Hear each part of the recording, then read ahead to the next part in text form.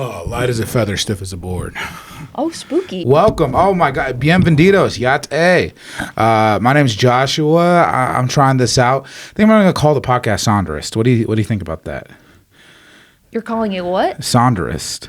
Oh. Do you know what it means to sonder? Isn't it like you have this lust for the unknown, like this internal longing? I don't know if it's a lust for the unknown. It is like, it's more like to realize that strangers all around you are just living a life just as colorful and like full of intricacies and complications, just like you are. You know what I mean? Just while you're doing it as well. Have you ever heard of that? I mean, do you read a lot? No, I don't read a lot. I also feel like the name might be taken. I'm Natalie. I was going to introduce you. Okay. No, why don't you introduce yourself? I want to hear it. I'm Natalie Lien-Bowdish, and we're at the Corky Library. Have you always had two last names? No. That's something that is on Wikipedia. If a woman has a maiden name, it has parentheses, and then it says Ney, N-E-E apostrophe, and then the maiden name. Oh, really? But I've had two Neys because I had a maiden name. Because you got married twice? So I was born Natalie Lynn, and then I got married, and then I was Natalie Bowdish, and then I had an identity crisis, and then I became Natalie Lien-Bowdish with my husband. Natalie Bowdish was my darkest time. Really? Yeah. What was my it? darkest persona. Narratively, she's the least fun. She cooked a lot of dinners for people, and she wasn't good at cooking. Got a little carpal tunnel from chopping vegetables, and all the people that she'd have over for dinner thought that she was going to hell. I had a huge community, but it wasn't based on any common interest. It was just based on religion, so it's like all very moralized. God is a pretty common interest, I feel like. Yes and no, because God is for everyone. God is for all personalities. Yeah. God is for all pieces of the Myers-Briggs, of the Enneagram. Yeah.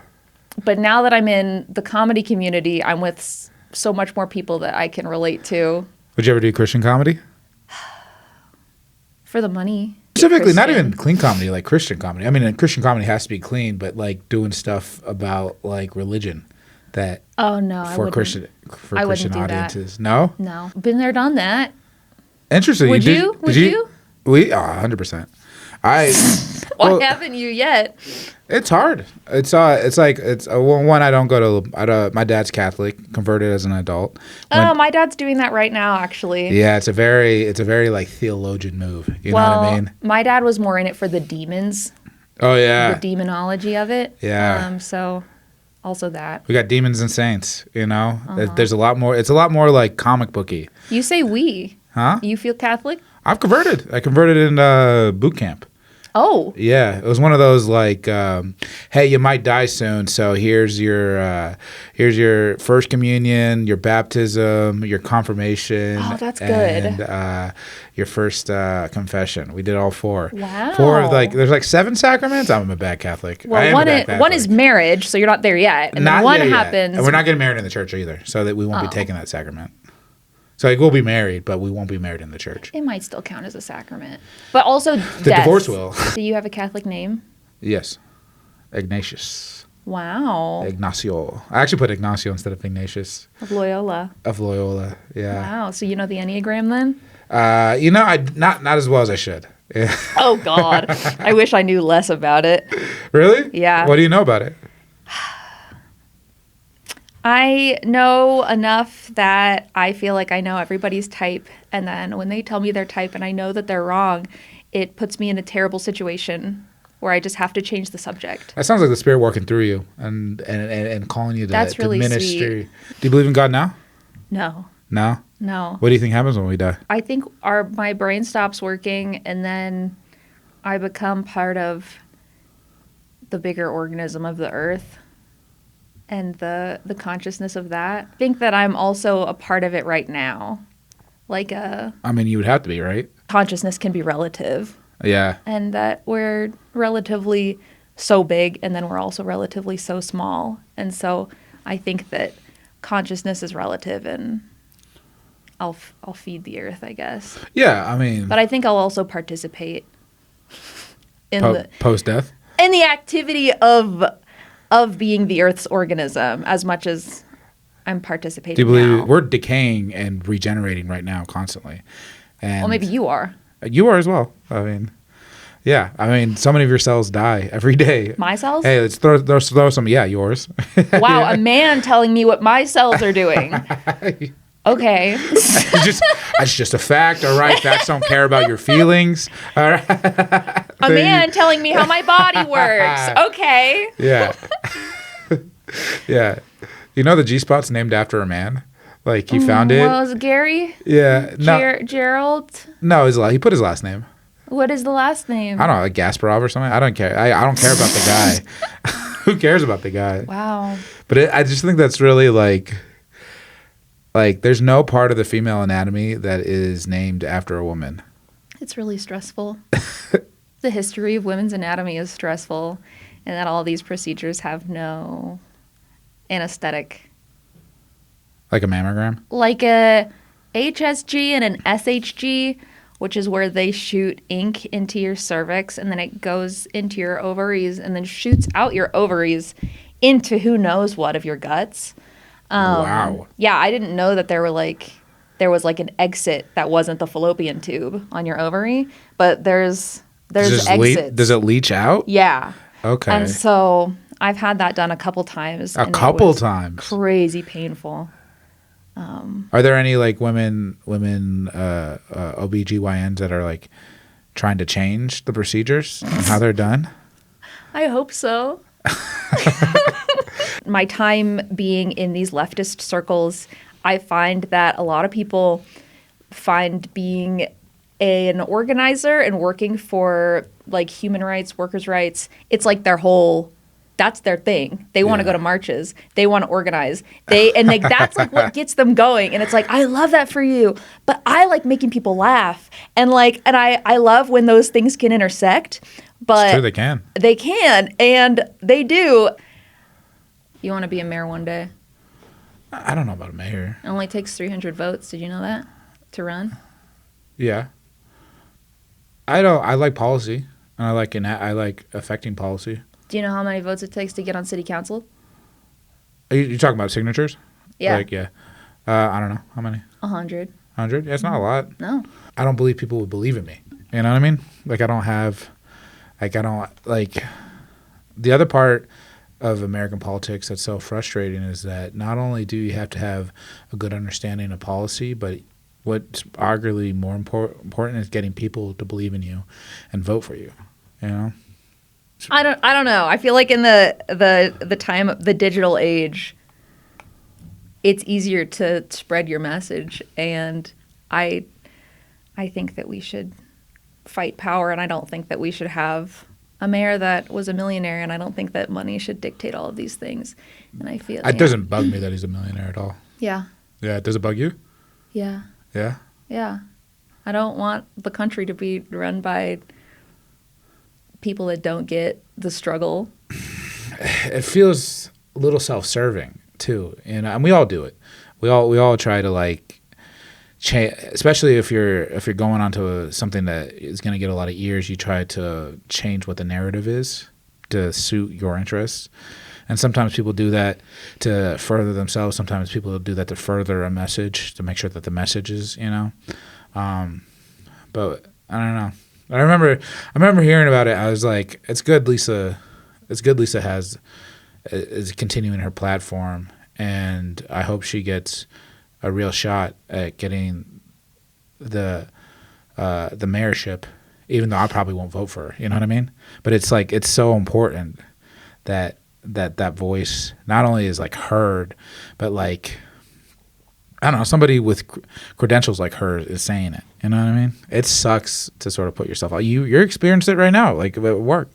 You say something up at work about something that's pretty reasonable, you know? Like, we just sort of want a living wage. Like, people had this image of like this perfect casa that when Matt and Trey bought it and they made the decision to fully invest into it, I think they followed through on a lot of it.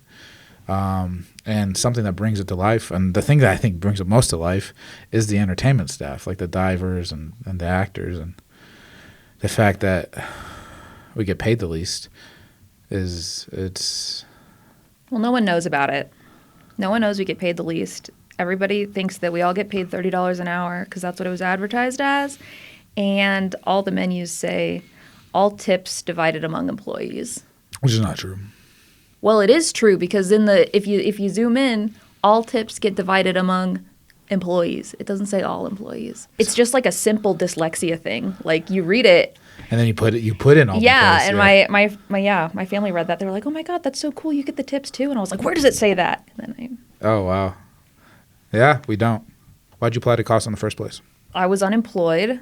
I had just quit working at Corbett's auction house. And talk about late stage capitalism. Is that the one that does like cars that have been repossessed and like stuff that or like tickets and booted? No, not that. It might be. I didn't know where the cars came from. Oh yeah. I was the biggest bulk of it is estates. People sell. Oh okay. Like, it's just like an estate sale in a warehouse. But we do have a guy that talks really fast, and people have paddles. Yeah. And there's a lot of guns. I just I managed people's payments and their checkouts on this system that like was the crazy oldest computer I've ever seen. It was like it was just a black screen with like a white blinking cursor, and I would have to type in these numbers. And what was the end of it for me was a fight broke out right in front of me, and there's a lot of guns present. Yeah. And it was just me and this other small woman, and these guys start fighting in Turkish, and then one guy punches the other guy's face, and he like drops to the floor, and he like comes up and he's bleeding, and I'm like, what's gonna happen? And there's also like on the inside of your booth where you're taking everybody's money, there's scanned pictures of all these IDs of everybody that's gotten banned, that's not allowed back, but they're just everywhere, and they're printed so poorly that it's like there's no way. Like you could just go back. Yeah. And they definitely do. So it's like all that staring at me. I'm in this nasty white room, and there's like red paint splatters that just make it look so ominous. And then these people start fighting. There's guns behind me. And then I quit shortly after that. I got some good furniture before I quit, though. I got a table. I got a heavy lamp. And I got a couple touch lamps. You touch them and it turns on. I'd been refreshing the Casa Bonita careers page constantly ever since I heard that they were reopening. I was a really big Casa fan ever since I moved here in 2018. Did you go to the old one? Oh, yeah, a lot. I would bring everybody there that came to town, and I was obsessed with it. I had an old Casa menu I still have at my house just because I just thought the place was so special and magical, and it smelled so bad. And whenever you'd go, it was completely empty, and you felt like you had the whole place to yourself. Yeah. And one time I went on like a Wednesday at 2 p.m. with my sister who was coming from out of town because it was where I took everybody. And the gorilla had like chains on, they were doing that bit. And so then he runs around and he's like basically doing a show just for the two of us. And they had this old machine called Fanky Maloon, and I was obsessed with it. And it was a big, like toy-looking vending machine, and it had all these deflated balloons that would go like, and you just put in like a quarter, and it would take the balloon, fill it up, and then put a stopper and then like a pretty tail would fall down, and it would just like go to the bottom like a vending machine, and you just had this balloon. That's cute. And they were all just like a yellow balloon with a smiley face on it, Uh-huh. but it said Fanky Maloon on it, and there was 2 of those machines. And Do you still have one of the balloons? No, it's just a balloon. But I didn't know it was gonna close I didn't know it was gonna go bankrupt, and then I didn't know that they'd get rid of them. I still have a feeling that those machines might be in the warehouse, but I was sad that they were gone, but I was glad that the spooky tooth machine, the Ether Bunny, was still there. I like the idea of like when I leave a place stealing something so that I have it, what I mean, going forward. Usually it's been just like coffee mugs, but like lately I've just been like looking around Costco and be like, what do I want to take with me? You know what I mean? You're not thinking about leaving though because you're on the board. On the negotiating committee? Yeah. Yeah. You still thinking about it? Of course. I'm broke. Like, I don't have a lot of money, and I don't I don't want to work at Casa full time because that wouldn't be enough money, wouldn't solve my problem. And then I've seen it happen over and over again. People get too emotionally invested where Casa is their social circle, their way they pay rent, everything. And it's too volatile to do that. Absolutely. You know? Yeah. I mean, in my opinion, that where I care about the place and I love the people that work there, even the people that are mean to me. I still have a lot of respect for pretty much almost everybody on cast.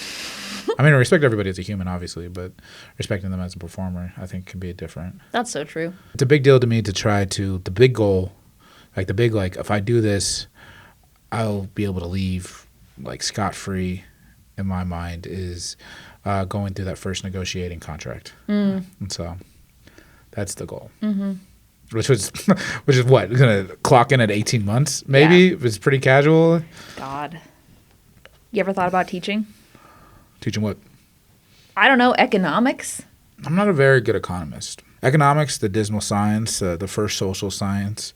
They had a large, continue to. We have a large inferiority complex when it comes to STEM. And so they really try to put as much mathematics into it as possible, statistics in particular. Just the initial premise of, like, statistical correlation equals causation doesn't sit well with me, right? But I love the game theory of it. I love understanding people. You're teaching. Yeah. Where at? Chaos Bloom this April.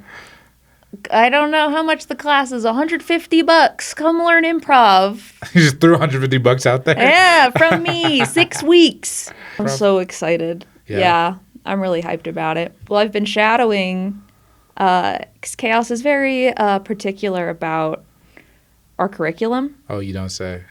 Yeah. and I've been shadowing CJ, who teaches level 1, and just going through it again with, I guess, seasoned eyes, and watching these adults, be silly for the first time in years. You can just tell that they haven't let loose like this. It's just amazing. And they are all so naturally funny. Humans are just funny. Yeah. And their ability to be vulnerable, like, with each other, immediately all these walls come down, and then it's just like this sweet supportive community of, like, these, like, atrophied children, Inner children. Yeah, they're, like, letting them come out for the first time in so long. And it's just, and it's crazy. And it's crazy how funny these people are too. Just, that's fun. Right out the gate. Cute. Just watching these people go through these exercises, and I'm just in the corner taking notes, and they're all in line, stressed out, about to, like, run their bits.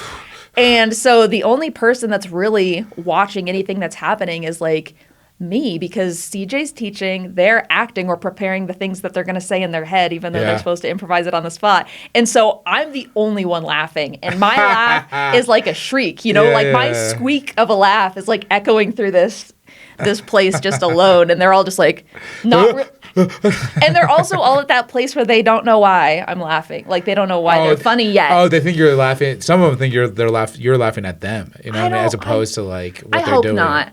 I think they know I'm laughing with them, but they don't know what they did that was funny yet. Okay. Yeah. Yeah, I think it'll do great. I think Improv 101 is something that, it's more just sort of, it's something that anybody can do. You know what I mean? It's sort of just letting your guard come down enough for you to play these games and get into that space. It's great. Yeah. It's probably the most pure part of comedy, to be honest. And your partner's also not religious either anymore, right? Yeah. But we met in Bible college. You guys happy? Yes. Great. We're really, really similar because we met when we were both 18 and started dating when we were 18 and 19. And so, like, we kind of, like, that's kind of like the stage where you go through second puberty, right? Mm-hmm. We kind of grew up together in, like, that sense. Like, but you grew into each other? Yeah. Because sometimes people grow out of it. It was like we were, like, experiencing the world together, and it, like, we're really similar because of that. And then our paths leading us away from the church lined up. They were off by a couple weeks. It's really not that long. No, but I was mad that he hadn't told me because he left the faith 2 weeks prior to me, and I told him as it was happening. I was like, I don't think that Jesus is God. Damn. And he was like, yeah, I don't think so either. And I was like, how long have you thought that?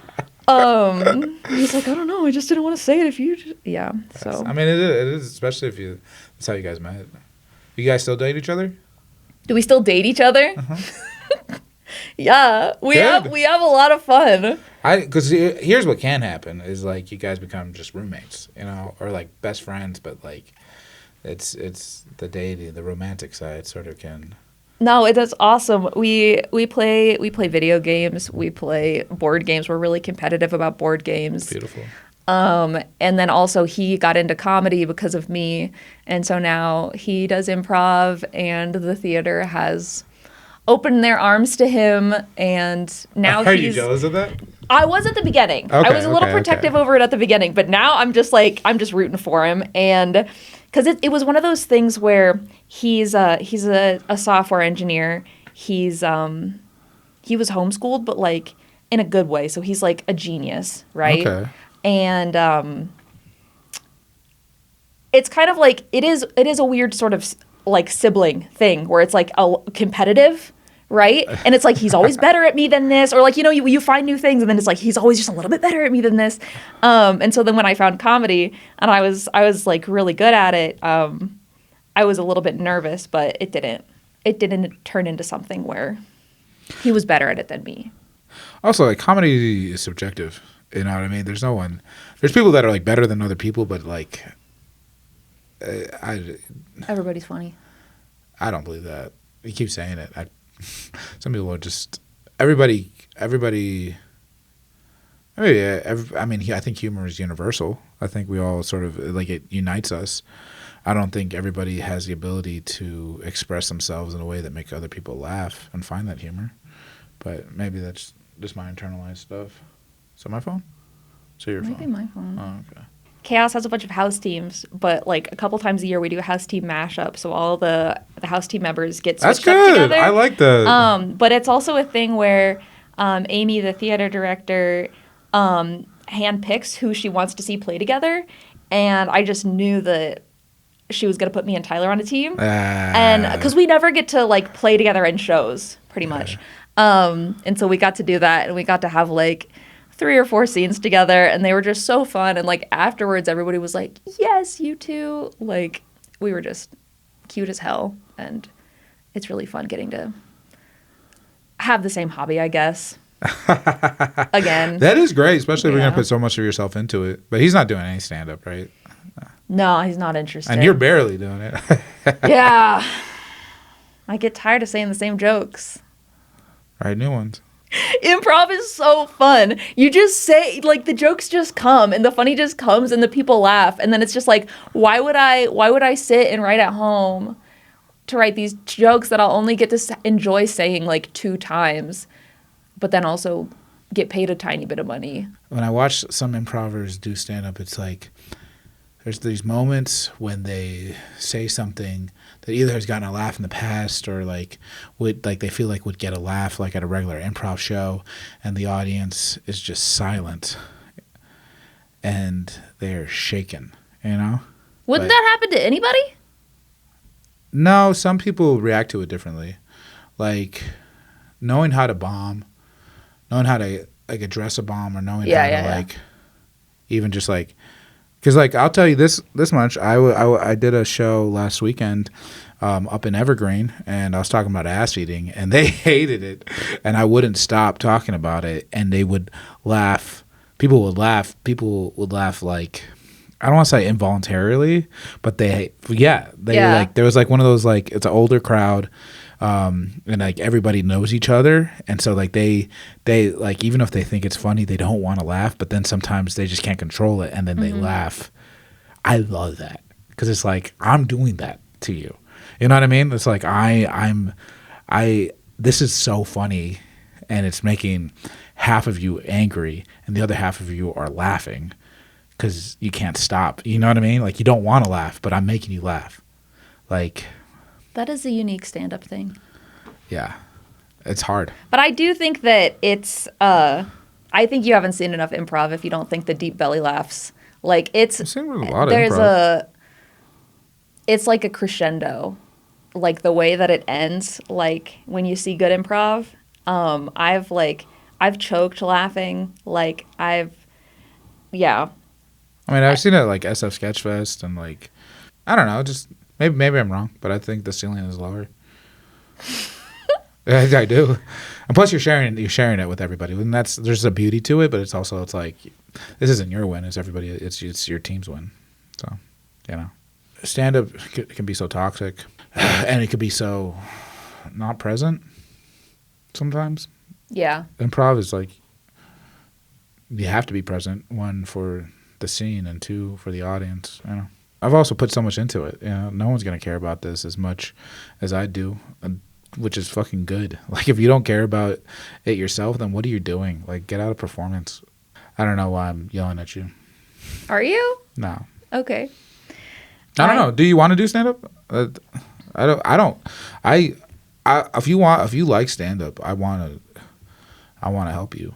I've loved stand-up. I think that my biggest, happiest performances that I felt most proud of myself have been a couple of my stand-up times. But also during those, like, the reason that it was so big for me was, like, that I had my improv team, like, members in the audience, and I was, like, making them laugh, and that was, like, getting to be like, see, look what I did. I wrote all these jokes, and you get it. You were there that one time. But Yeah. And so it's like, I love making my friends laugh, and but also making strangers laugh. And there's also that independence that you have where you don't have to coordinate 8 people's schedules, Yeah. which is very freeing. And then there's also the aspect that you get thrown a few dollars. That doesn't happen with improv. That's true. That is the biggest difference. And it's like, yeah. It's like Meredith in The Office. You just get a little steak coupon, and you're like, it just makes me feel good. It does. Right? It doesn't pay the bills, but it makes me feel good. Yeah, it's like $25 and 2 Yeah. drink coupons. Yeah. You know what I mean? It's one like, free drink? Okay. yeah. I used to hate myself, and I don't, because I'm better at it now.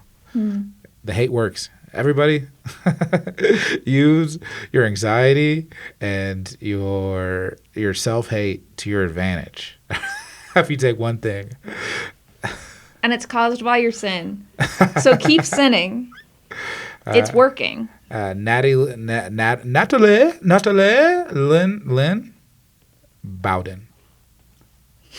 Bowdish? Bowdish. Bowdish. Yeah.